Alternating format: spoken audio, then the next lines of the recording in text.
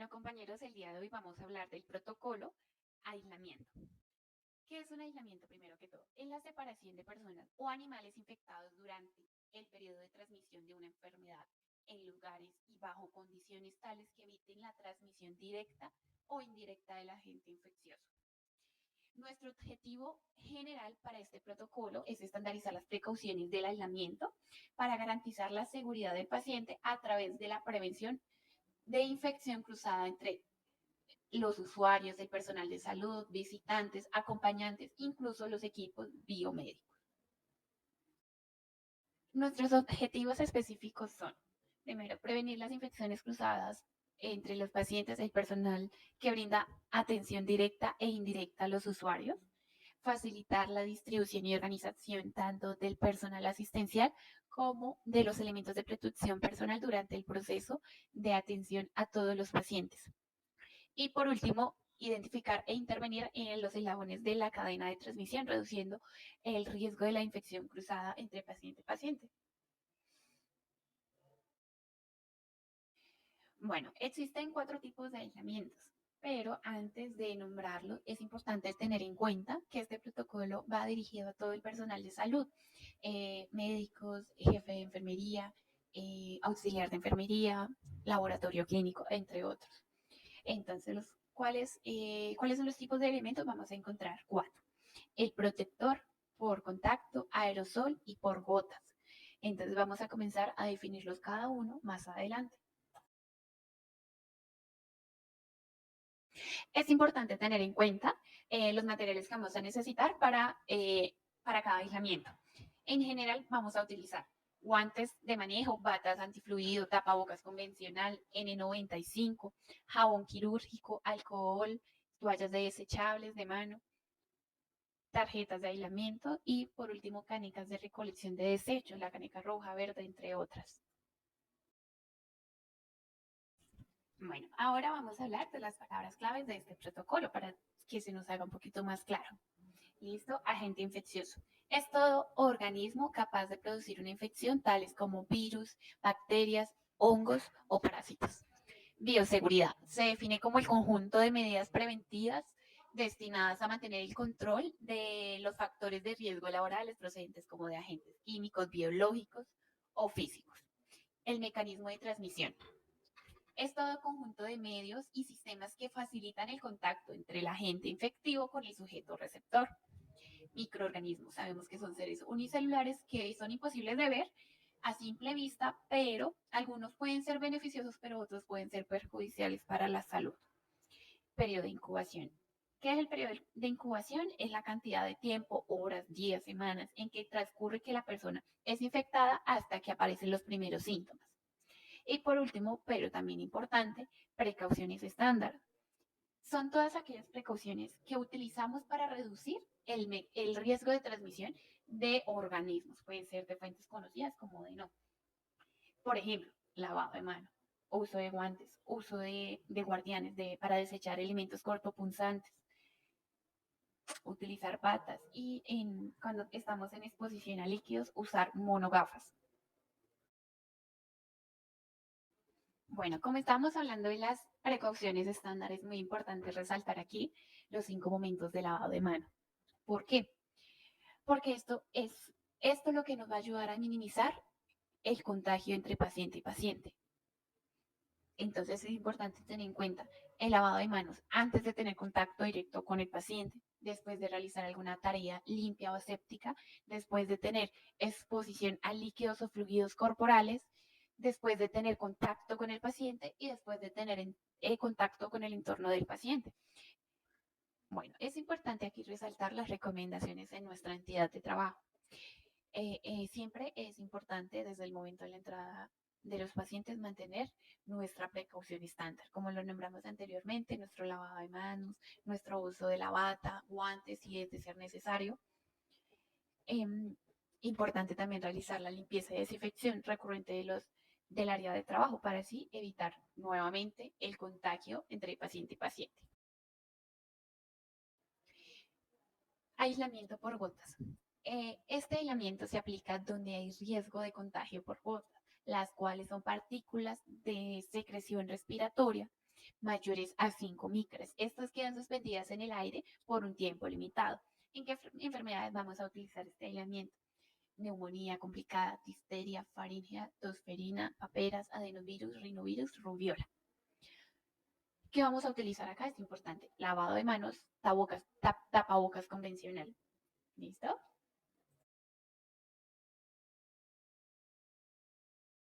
En el aislamiento protector, ¿qué es primero que todo?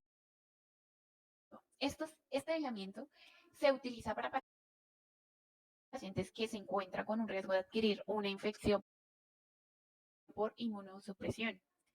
¿Qué quiere decir? Pacientes que tengan algún trasplante, médula, corazón, riñón, entre otros, enfermedades oncológicas, en quimioterapia. Aquí los pacientes son más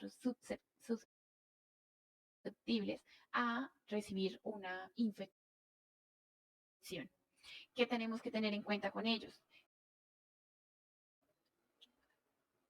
Es importante, igual, lavado de manos, uso de tapabocas.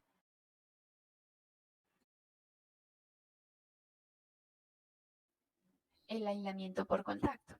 Este aislamiento se aplica en todos los pacientes en los que se conoce o se sospecha de una enfermedad gravemente transmisible mediante el contacto directo con el paciente o por contacto indirecto, por ejemplo, con superficies, eh, cositas que ya hemos utilizado con ese paciente, las batas, las sábanas. Entonces, ¿en qué enfermedades vamos a encontrarlas? Herpes simple, neumonía por adenovirus y cambiosis.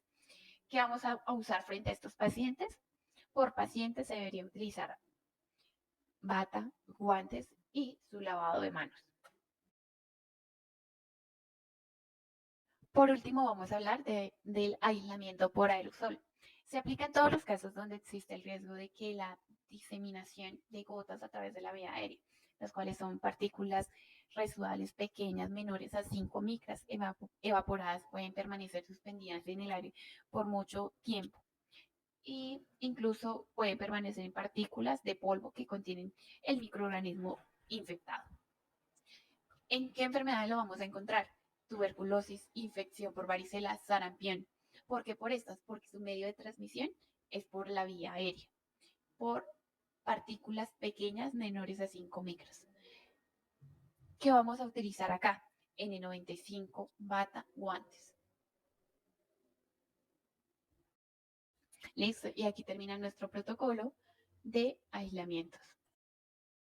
Hoy vamos a hablar acerca de los signos vitales. Bueno, primero que todo, ¿qué son los signos vitales? Son indicadores que reflejan el estado fisiológico de los órganos vitales, cerebro, corazón, pulmones, que expresan de manera inmediata los cambios funcionales que le suceden al organismo. Nuestro objetivo como IPS es estandarizar la técnica adecuada y segura para la toma de los signos vitales y así garantizar un resultado confiable y así facilitar la atención primaria al paciente. Bueno, ¿qué vamos a utilizar para la toma de los signos vitales? Un fonendo, un tensiómetro, pulso oxímetro, cronómetro y un termómetro. Bueno, vamos a hablar primero que todo de la tensión arterial. ¿Qué es la presión arterial? Es la fuerza de la sangre que empuja hacia las paredes de las arterias. En estos dos vamos a encontrar dos movimientos muy importantes que se presentan en el corazón. El sístole, que es la contracción del corazón, diástole, que es la relajación del corazoncito. ¿Dónde vamos a tomar la presión arterial? Es muy importante, tenemos varias arterias que nos van a servir, la braquial, humeral, femoral, poplitea y tibial. ¿Cómo vamos a iniciar la toma de la presión arterial? Primero que todo vamos a ubicar el tensiómetro a 2 dedos del pliegue del codo, del doblez del brazo. Es importante que el brazalete no quede tan ajustado al cuerpo, porque al insuflar va a apretar mucho más. Adicional, es importante que las mangueritas siempre deben estar apuntando directamente a la arteria braquial.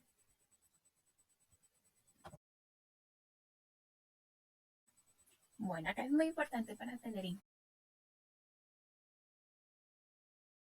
cuenta a la hora de tomar la tensión, cuáles son los valores normales, los rangos normales y cuáles son los que hay que reportar cuando vemos que en un paciente hay tensión, hipotensión o tenemos hipertensión.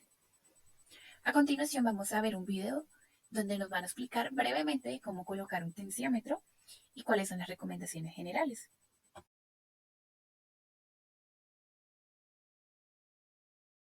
Y hay que recordar que lo que vamos a medir es el pulso de la arteria braquial que pasa por este lado. Aquí no tiene que quedar muy apretado, en realidad tienen que poder meter uno los dedos. Ahora vamos a aprender la manera correcta de ponerlos en el estetoscopio. Van las olivas hacia adelante, como puedes ver.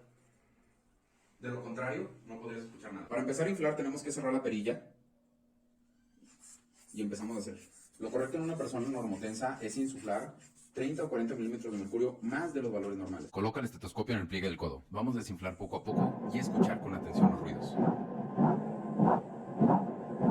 Amigos, es muy importante que pongamos atención al primer ruido que escuchemos y al último, porque estos van a ser los valores de la tensión arterial. Un ejemplo, si el primer ruido lo escuchaste en 120 y el último ruido lo escuchaste en 80, la presión es de 120-80, 120 la sistólica, 80 la diastólica, que en realidad ese es el valor normal.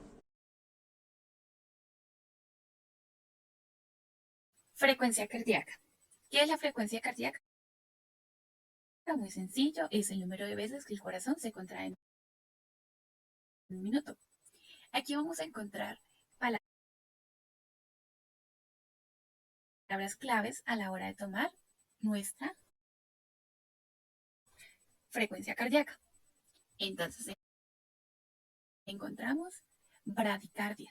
¿Qué es la bradicardia? Que es cuando el corazón late lento. Así como vamos a encontrar taquicardia, que es el aumento de nuestra frecuencia cardíaca. ¿En qué puntos físicos vamos a tomar esta frecuencia cardíaca? Tenemos varios sitios anatómicos del cuerpo, los cuales son, tenemos el sitio anatómico temporal, la carotidia, humeral, el femoral,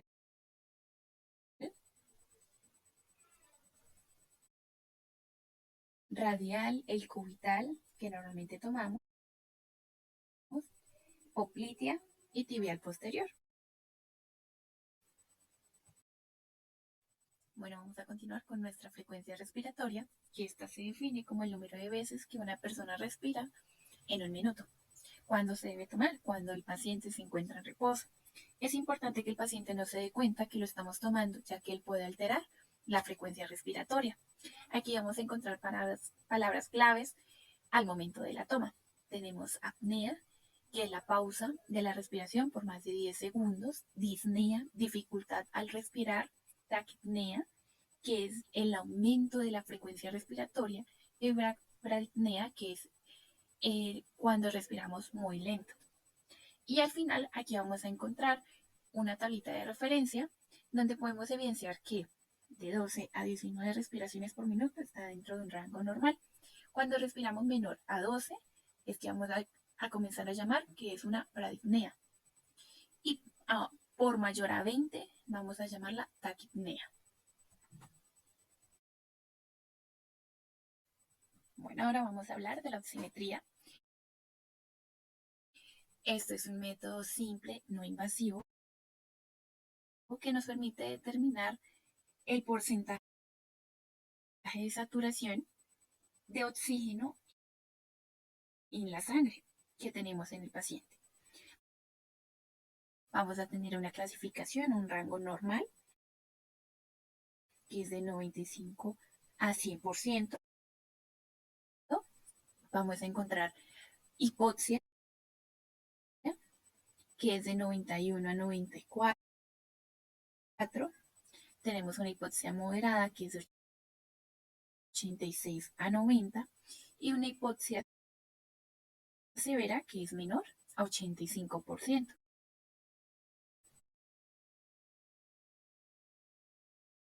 Bueno, por último vamos a hablar de la temperatura. En esta se define como el equilibrio entre la producción del calor por el cuerpo y su pérdida. aquí es importante resaltar tres palabras muy importantes a la toma, que es hipotermia, cuando tenemos la temperatura baja, menor a 35,9. Vamos a tener una palabra también que es febrícula, que la temperatura va de 37,3 a 37,9 y mayor a 38 la vamos a llamar hipertermia. Bueno, por último y para finalizar, resalto las palabras que considero importantes tener en cuenta a la hora de la toma de los signos vitales.